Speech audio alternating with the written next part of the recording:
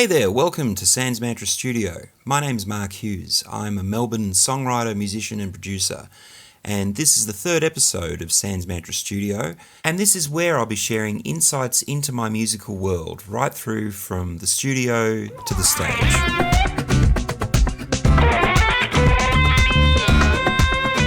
It's a beautiful day here in Melbourne today. It's a fine example of one of the three perfect spring days we get in this beautiful city. I say that because all of the other days tend to be like last week when it was raining, or just incredibly hot, like we've gone straight into summer. But it is a beautiful day, and my dog Kirby had a walk this morning, so I'm not in danger of getting any fines from Angela Merkel or anything like that, so I'm pretty happy about that. I had a lot of really cool feedback to last week's episode where I demonstrated the use of Melodyne, which is really another form of auto-tune, on the string quartet that I had on my song The Silent Crowd. People really enjoyed hearing the process, and a couple of people remarked that they were interested to hear how much work actually goes into creating a track. So this week I thought I might actually continue looking at The Silent Crowd and perhaps pull up some of the other tracks, and a big thanks to Pete Sim for suggesting this as well. Pete was interested in hearing about how do I record guitars, what process do I use to choose the best takes, what effects do I use, how do I come to all those decisions. Those are really good questions, and I hope to answer some of them in this episode.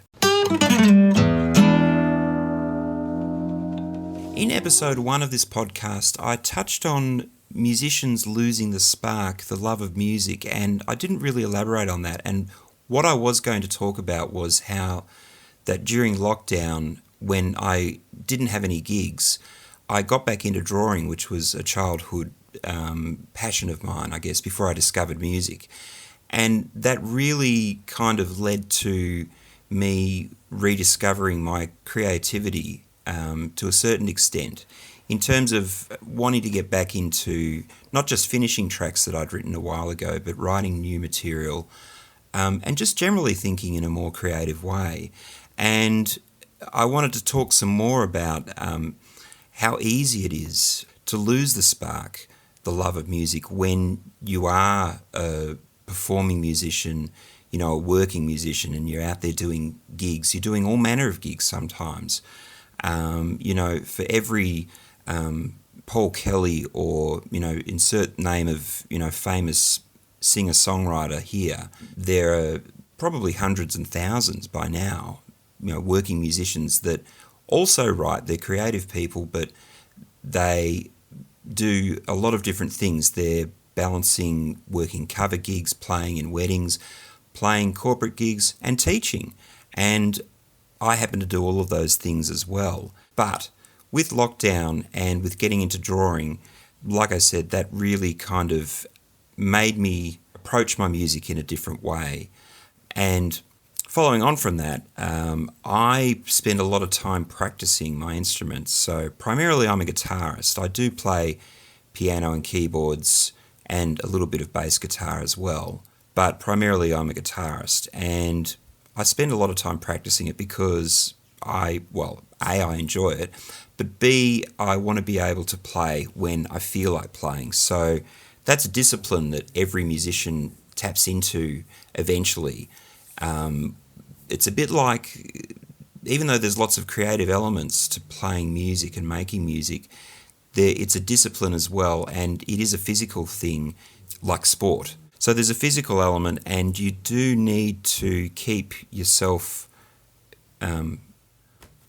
My dog Kirby's lying on my studio floor snoring his head off. It's incredibly distracting, so I'm just going to pause this and gently get him out. Kirby, come on, Kirby, come on. Come on, out. Come on. There you go. Good boy. Out you go. So as much as music is a creative pursuit, it's also a physical pursuit as well. And to that end, I like keeping my fingers as nimble as they can be. So I practice a lot. And as a result, I end up watching a lot of Netflix because a lot of what I do is quite repetitive when I'm practicing things. And this morning when I was doing a bit of practice, I ended up watching a documentary called Count Me In on Netflix, which is a pretty good doco about drumming, and it talks to a few different drummers. And, it doesn't go in too deep with anything, but it's a good overview of what makes drummers tick and why they chose the drums. This next scene really made me smile. It's a little girl getting a drum kit for Christmas. Check this out.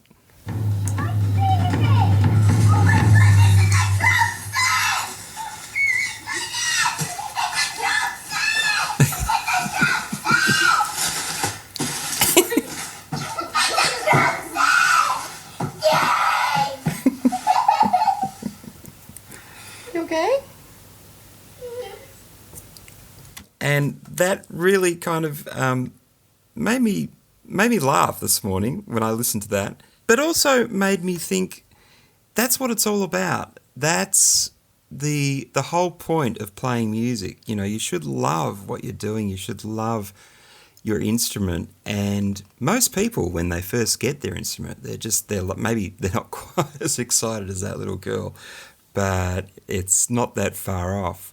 I mean, I still remember getting my first electric guitar, and that was pretty special. That was so cool. It felt quite mystical. I didn't really understand what I had. I knew how to play some chords. I think I knew how to play some single note melodies. They weren't really what you'd call solos. They certainly weren't solos, but they weren't even really licks. But I think I understood the concept of playing single notes as opposed to chords. But I got this cheap Strat copy from the local music shop, and I think I saved up for it, and then I finally got some money for Christmas and went and bought it. It was about, $180 or something, and it was a pretty ordinary guitar, but like I said, it was a bit like getting Excalibur, pulling it out of the rock. What do we do now? What does this bit do? How do we use this? And that interest in the instrument, I just love the look of it. I love the way Stratocasters looked. That's why I wanted to play one. And watching this documentary this morning reminded me that it's such a magical world, the world of music. And I've just started gigging again, which I'll probably do a full episode on down the track. But doing these gigs, I had a couple last weekend, and sort of thinking, well, the first one back was a bit of a trial by fire. When you do cover gigs, you're not always necessarily playing places, where people are there to listen to you. So this was one of those gigs where I had people coming up and asking for requests while I'm singing and playing at the same time, and I just look at them like, do you think I'm Zaphod Beeblebrox from Hitchhiker's Guide to the Galaxy with my extra head? It's just going to pop up and just start talking to you? No. So it was one of those gigs, and I finished the weekend a bit ambivalent. I was happy to be playing again, and it was actually really nice to know that some things I'd been working on during lockdown while I'd been practicing were really coming together well in my playing.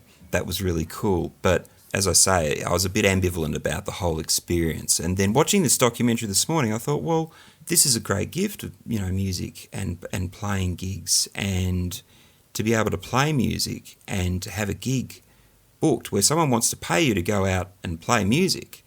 Okay, so they're not screaming for your music. They want you to play things that they know. But really, it can be anything you want it to be, and I'm actually feeling very inspired. And this is the whole crux of, I think, what passionate musicians need to balance in their life, because the fire, the inspiration, the urge to play and create music can just flare out of control like a massive bushfire and consume everything, including your desire to eat, to sleep. And as an older musician and someone with a family, if anyone were to ask me advice starting out, I would say practice as much as you can, because it does get harder to find time to practice when, you get older. you get so many more demands placed on you as an adult. And that magical time when you're a teenager and when you're in your early 20s and feels like you've got all the time in the world, that doesn't last forever. So, spend as much time as you can with your instrument and practice. But that leads me to the next thing I was going to say, which is that it's so gratifying for me as a guitar teacher to see my students develop that connection to their instrument and, more importantly, their own creativity. A couple of my students, probably more than two, have started writing their own songs and with my help. And that's so gratifying and satisfying to watch. And one of my students in particular actually went from playing a nylon string guitar. Her parents bought her a white Stratocaster copy, a really nice, I forget what model it is, but she plays that in her lessons now, and I listen to it and think that sounds fantastic. So that makes it all worthwhile. That's one of the rewards of being a guitar teacher, seeing people develop like that. And also being able to be a part of passing the torch on to another generation as well is really cool. But if you feel like watching, a nice, easy documentary, it's pretty fun. It's called Count Me In, and it's about drummers. What does it say? This documentary features some of rock's greatest drummers as they come together in an inspiring rhythmic journey about the power of human connection. There you go. I should pilfer that and use some of that for the description for my Sanz Mantra Studio.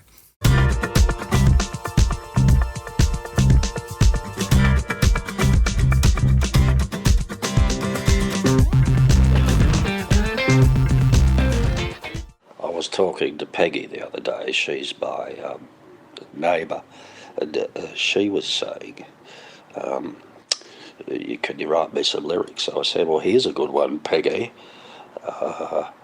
Did somebody let you down? Were you caught without your crown? Were you in your dressing gown? Were you trying not to frown, Peggy? So, back to the topic in the intro. Guitar.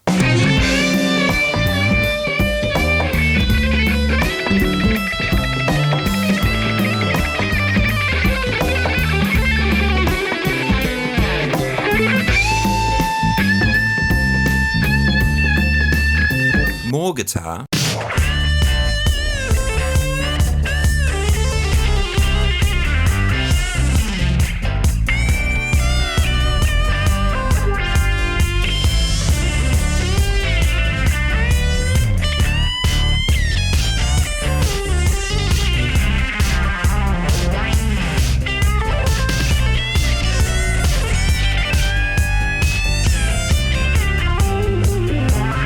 Still more guitar.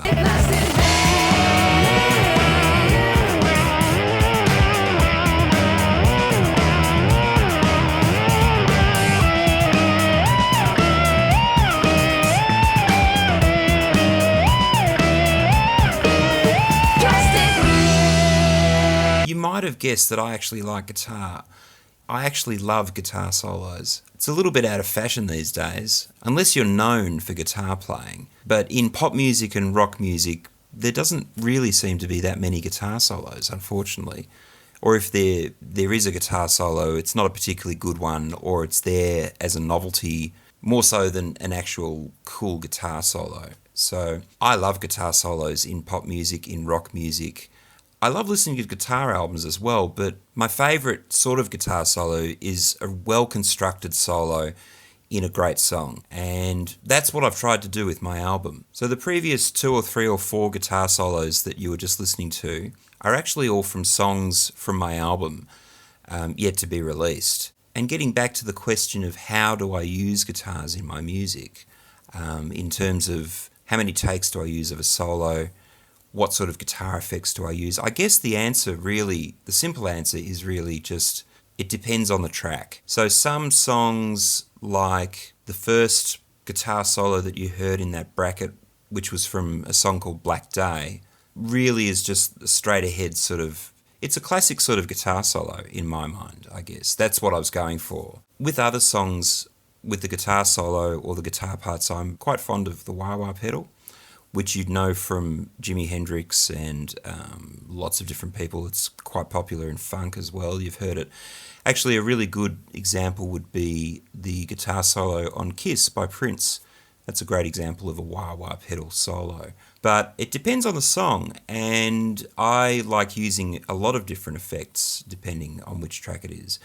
But I think probably with the silent crowd, going back to that song and the guitar parts on that, here's the final session, the final mix session of the silent crowd that I got back from the mixer, a guy named Hayden Buxton, who I hired to mix this song. And I've got the session open here.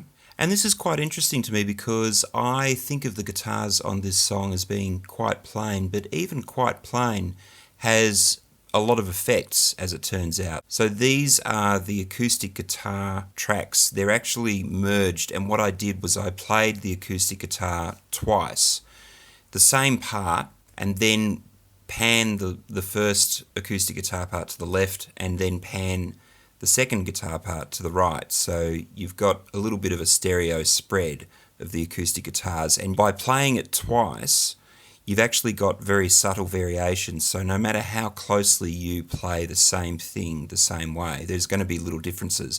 And those differences are what actually makes the sound kind of spread, because if it was exactly the same track, then you just wouldn't hear it the same way. You're hearing subtle differences in the left and on the right, and that's what creates the effect of the stereo spread. So this is what the acoustic guitars sound like just by themselves.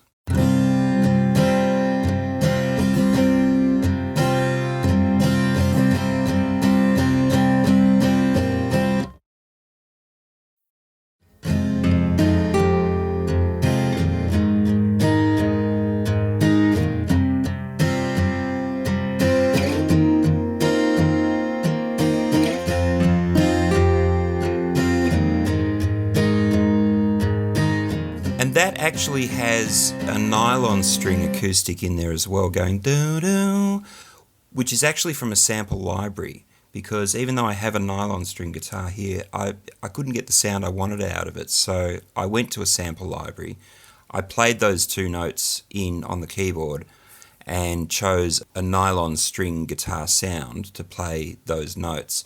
And what's interesting about those acoustic guitars is that they sound plain, but there's actually a lot of processing that's gone in to make them sound as good as they do. Basically, there's EQ, there's compression, there's a lot of effects processing that is what you might call invisible, that you just don't know about. It's not something that you notice. It's just there to enhance the natural sound of the acoustic guitars. So next up we've got the electric guitar part, and this was actually a case where I used an effect when I recorded it. So I had an amp, I've still got it, it's got a tremolo effect on it, which is basically just a volume fluctuation. So it's like wah, wah, wah, but with volume. So it's not actually technically making an effect, it's just altering the volume to create an effect. You can do this yourself. It's like the old American Indians going oh, like that, basically. You can do that on your phone if you want when you play a song back, and just sort of tap the speaker. You can do that effect, and that's what a tremolo is doing on your amp. And you can set the timing of it so it can be a fast sort of wah wah wah wah wah like that, or it could be a sort of a slower one. What I've got here is a sort of a mid-tempo to slow sort of tempo setting. And you'll probably recognise this sound from old country and western records maybe, or even 50s records if you listen to the guitar on old 50s and 60s records. It was quite popular back then. So have a listen to this. And this also has a delay effect on it that Hayden put on it. So he's put what's known as a slapback delay effect on it, which is a very short delay, which again was popular in the 50s. Even though this song is not meant to be a 50s song, it is kind of retro. And I guess when he listened to it, he thought a slapback sound would serve that sort of vibe that the song was trying to create. A good example of a track with some slapback delay might be Instant Karma. go and check out Instant Karma. That's got a perfect example of slapback delay on his vocal. So that's what Hayden's put on this electric guitar. So have a listen, along with the tremolo that it was recorded with.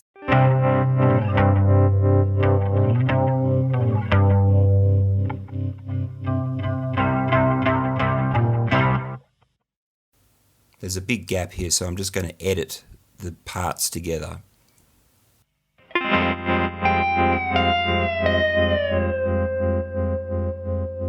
So this is the sound of the tremolo throbbing away with the two lead guitars in there as well, just doing that initial lick, I guess, for verse 2.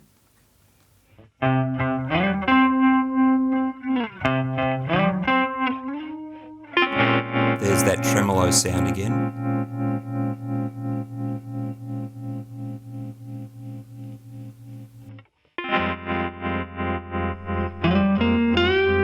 Here's the lead guitars coming in.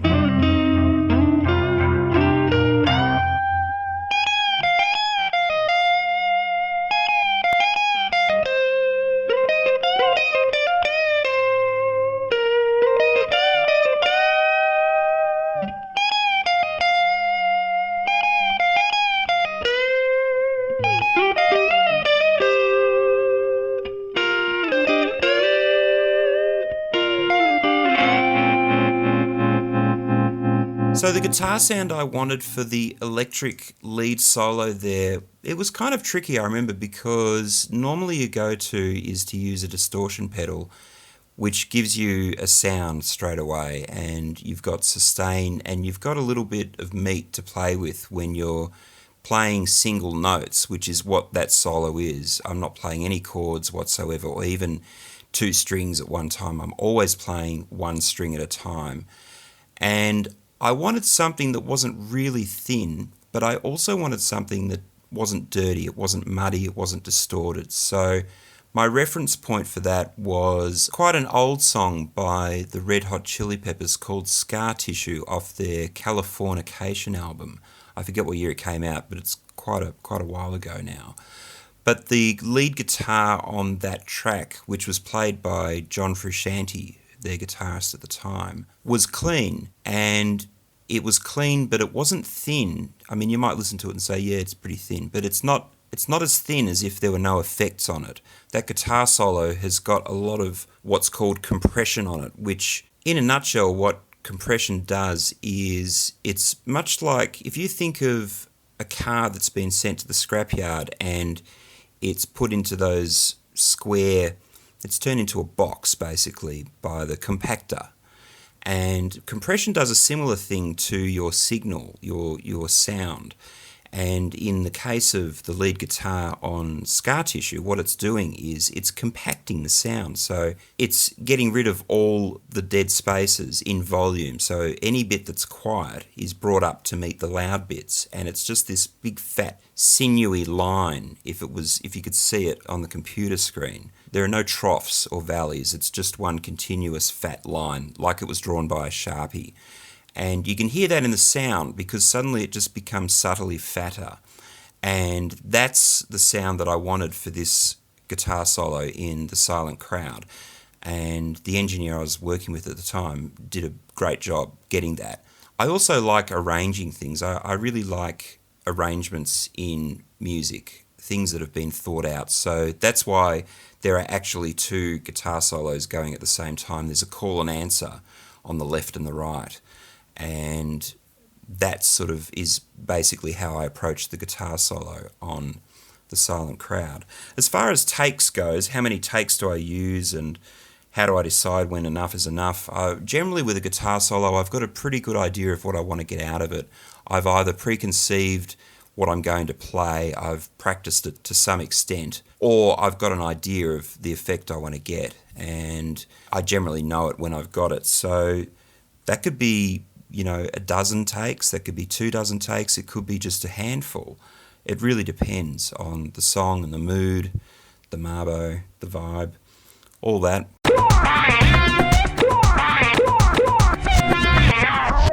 As far as how many guitar tracks I use, well, apart from the call and answer in The Silent Crowd, I like to use a lot. I probably use too many. If you talk to my wife, she'll say that I use too many elements.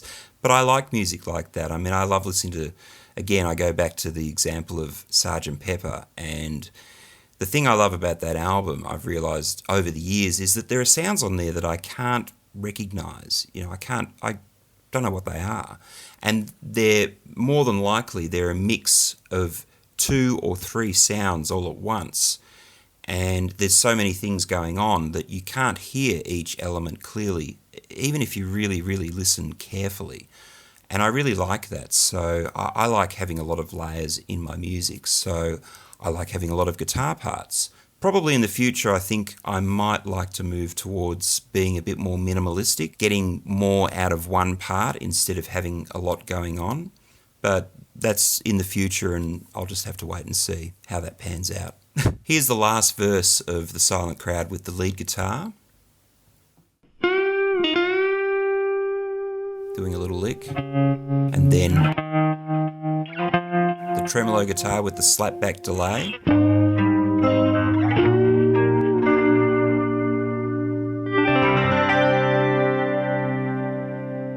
And then there's an extra guitar in at the end there. I've lost track of how many guitars I put in this song.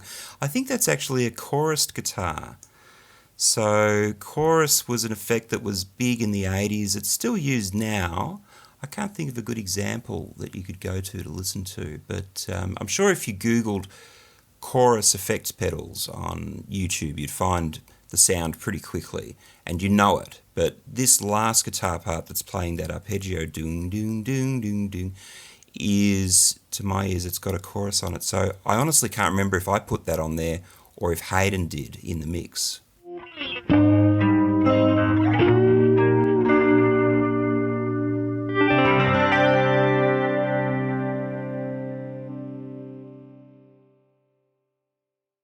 So those are the guitars on The Silent Crowd, and that's a little bit of an insight into how I use guitars in my music. I'll probably go more in depth with some of the crazier tracks in future, I think, because there are some solos. There's one in particular where I used about 6 or 7 pedals on all at once, and one of them is a particularly funky pedal. I found it on eBay a few years ago, and I just love it. It's completely impractical, so it lives in my studio. But it's a little bit like something off Doctor Who's TARDIS, if that makes any sense. So that's all coming up in future episodes. That's about it for this week's episode. Thanks so much for being here and for listening. I really do appreciate your company and your support. And a special shout out and thank you to the following people for all their support and feedback, which really is invaluable in helping me decide what I'm going to put in these podcasts, and it helps to shape each episode. So thank you. In no particular order, thank you Paul Appleman, Salman Khan, Justin Slay, Logan Sinclair, Cam McNaughton, Gordon Thompson, Beck Godfrey, Paul Richards, Lyndon Wesley, Pete Sim, Paul Hughes, and my ever-loving family, Helen Hughes and Bailey Hughes.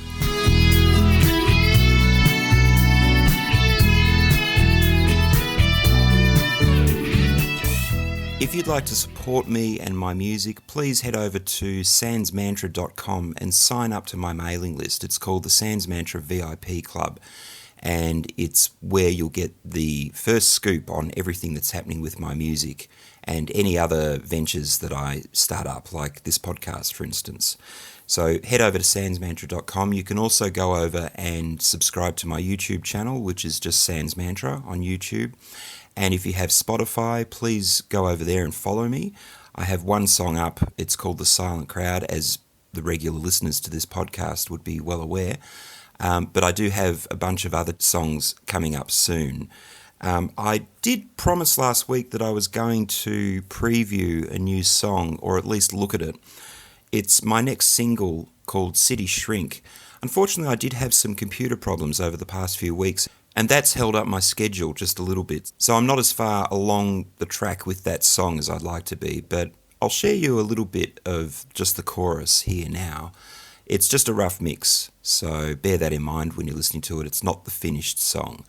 But I'm off to another gig tonight. I'm looking forward to that. Have a great weekend, and I'll see you next week. A rainy day and you're cool. Sunshine just makes me